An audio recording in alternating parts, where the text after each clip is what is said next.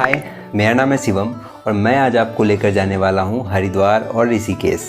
जब आपका कोई प्लान बने एक ऐसे दोस्त के साथ जो हमेशा प्लान कैंसिल करता हो और वो एक प्लान कंप्लीट हो जाए तो ऐसा लगता है जैसे गंगा नहा लिया। वैसे हमारा प्लान भी यही था, चलो गंगा नहाते हैं।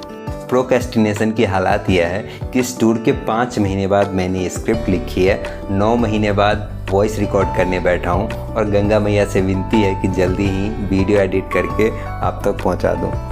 अच्छा, एक चीज़ और, मैं पहली बार फुल ब्लॉग बना रहा हूँ तो इस वीडियो को पूरा देखें और जितनी भी कमियाँ आपको दिखे भर भर के कमेंट करके बताइएगा। 30 सितंबर 2023 को बैंक क्लोजिंग करवाने के बाद 1 अक्टूबर 2023 को मैं सुबह 4 बजे उठकर 6 बजे पहुंच जाता हूं सौरभ के पास। अच्छा, एक चीज़ और, जब भी आप किसी ग्रुप में कहीं जाए और आपको बोला जाए कि भाई बिल्कुल सिंपल ड्रेस में चलेंगे तो उनकी बातों का बिल्कुल भी यकीन मत करना, क्योंकि हुआ कुछ ऐसा कि मैं तो आ गया लोअर टी शर्ट और चप्पल में और ये भाई साहब आ रहे हैं जीन्स टी शर्ट और जूते में। खैर, सुबह की सूरज की लालिमा, आने वाले ठंडे मौसम की ठंडी हवा और होने वाले बीमार दोस्त के साथ मैं 15 रुपये की बस टिकट लेकर निकल पड़ता हूँ निजामुद्दीन रेलवे स्टेशन के लिए। सब कुछ अगर आपके सोचे अनुसार हो जाए तो उसको शायद ज़िंदगी नहीं कहेंगे, और हम मेटावर्स में नहीं रियल ज़िंदगी में रहते हैं। इसीलिए हमारे प्लान के अकॉर्डिंग जो ट्रेन सुबह 7:30 बजे स्टेशन पे आने वाली थी वो डाइवर्ट होकर कहीं और चली गई और हम बगैर ट्रेन के स्टेशन पे यूं ही घूमते रह गए। तभी आकाशवाणी से हमें पता चला कि एक और ट्रेन 11 बजे हरिद्वार जाने वाली है। हमने आकाशवाणी वाली देवी का धन्यवाद किया और टिकट लेकर हम अपने लौह पथगामिनी का वेट करने लगे। ट्रेन के जनरल डब्बे में अपने लिए जगह बनाना एक अद्वितीय कला है जो मुझे नहीं आती। ट्रेन आने पे सौरभ अपने इस कला का परिचय देते हुए अपने लिए एक अनकंफर्टेबल सा सीट ढूंढ ही लेता है। मैं बस खड़ा था। थोड़े समय बाद नेपोटिज्म की चरम सीमा पार करते हुए सौरभ ने मेरे लिए भी एक जगह बना ही ली। कभी कभी सफ़र में कुछ ऐसे हमसफ़र मिल जाते हैं जो सफ़र को सफ़र नहीं यादगार बना देते हैं। ये भी कुछ ऐसे ही हैं। चाय की चुस्की और चाय पे चर्चा करते हुए हम पहुंचते हैं हरिद्वार। समाज में कुछ ऐसे लोग होते हैं जो जीवन की हर कठिनाई को बड़ी आसानी से पार कर लेंगे, पर खाने में देरी होने पे वो ऐसे बिलबिलाते हैं जैसे कि पानी से मछली को निकाल लिया गया हो।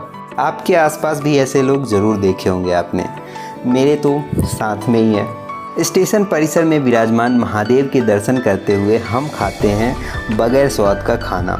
ऑटो वाले भैया को 40 रुपये देकर हम पहुंचते हैं हर की पौड़ी घाट। अब बज चुके हैं शाम के 6, सूर्यास्त होने को है।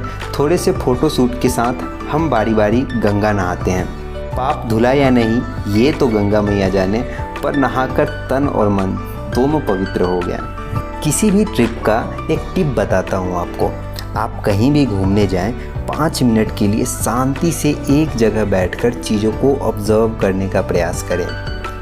बस बैठे रहें। मैं गारंटी के साथ कहता हूँ ये 5 मिनट आप ज़िंदगी में कभी नहीं भूलेंगे। तेज बहती गंगा की धारा जब किनारों से टकराती है तो जो एक मधुर सा स्वर उत्पन्न होता है वो तो आप बस वहाँ बैठकर ही महसूस कर सकते हैं।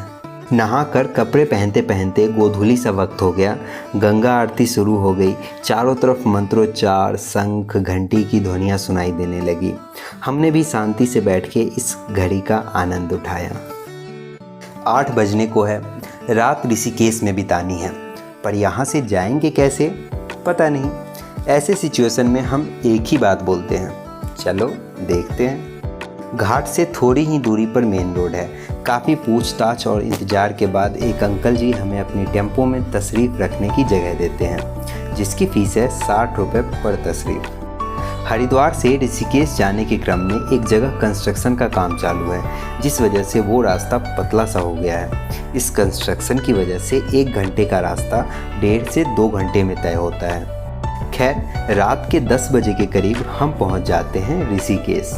ज़्यादा रात होने की वजह से अनुमान से काफ़ी कम भीड़ देखने को मिला। भूख भी काफ़ी तेज़ लगी हुई थी। ऋषिकेश घाट तक पहुंचने के क्रम में हमें मिला पत्ते वाली चाट। तेज भूख और कुछ नया खाने की उत्सुकता ने 50 रुपये जेब से निकलवाए। ऋषिकेश घाट पर पहुंचने से ठीक पहले भोलेनाथ के दर्शन हुए। घाट पर पहुंचने के बाद हमने कुछ आउट ऑफ बीट करने का सोचा। रात के 11 साढ़े 11 बजे हम घाट से तकरीबन 1 से 1.5 किलोमीटर दूर एक सुनसान से किनारे पर पहुंच गए। यहाँ पर गाड़ियों की कोई आवाज़ नहीं, ना ही किसी व्यक्ति की, सिर्फ नदी की तेज बहती धाराओं की मधुर सी संगीत कानों को एक अलग ही लेवल का आनंद दे रहे थे। ये जगह और यहाँ बिताया हुआ एक एक पल हमारे इस पूरे ट्रिप का सबसे रोमांचक, खूबसूरत और चौकस सा समय रहा। मैं आपको अपने शब्दों से उस समय में ले जाने का प्रयास करता हूँ। चलिए आंखें बंद करिए, सोचिए चांदनी रात है, आप पूरी हथेली में समा जाने वाले जितने बड़े पत्थरों पर नदी की तरफ फेस करके बैठे हों। आपके पीठ की ओर 500 मीटर दूर एक फुटपाथ है जिसकी कुछ स्ट्रीट लाइट खराब हो रही हों। सब लोग सो चुके हैं। आपके सामने काफ़ी चौड़ी सी नदी का एक थोड़ा सा भाग गुजर रहा हो। नदी के उस पार एक विशालकाय पहाड़ हो जिस पे बड़े बड़े पेड़ उगे हों जो इस जीवंत पहाड़ को जंगल का रूप देते हैं। चूँकि आपके सामने बाहरी शोर नगण्य है, इस वजह से पानी की धार जब किनारों से टकराती है तो जो शोर उत्पन्न होता है, आय हाय क्या ही कहने। मैंने जो कुछ भी महसूस किया शायद आप तक पहुंचा पाया। हम काफ़ी देर तक वहां बैठे रहे, काफ़ी बातें की, कभी ध्यान, कभी नाइट मोड में फ़ोटोशूट। फिर इस प्राइजलेस मोमेंट को कैप्चर करके हम रात को करीब 1 बजे घाट की तरफ वापस चले आए। 20 रुपए की पन्नी खरीदकर हम घाट पर ही सो गए। एक चीज़ और, आप कितनी भी गर्मी में नदी किनारे सोने का प्लान बनाएं तो अपने साथ चादर ज़रूर ले जाएं, ठंड बहुत तेज़ लगती है। मैं तो सुबह 4 बजे ही उठ गया, पर हमारा होने वाला बीमार दोस्त हो चुका बीमार दोस्त में तब्दील हो चुका था। सूर्योदय से 5 मिनट पहले मैं पहुंचा नदी के ठंडे ठंडे कूल पानी में। स्नान करके सूर्य को गंगा जल से अर्घ दिया। सौरभ नहीं नहाया क्योंकि उसको हो चुका था बुखार की दवाई सौरभ को दिलवाकर हम दोनों ने भी एक गर्मा गर्म चाय।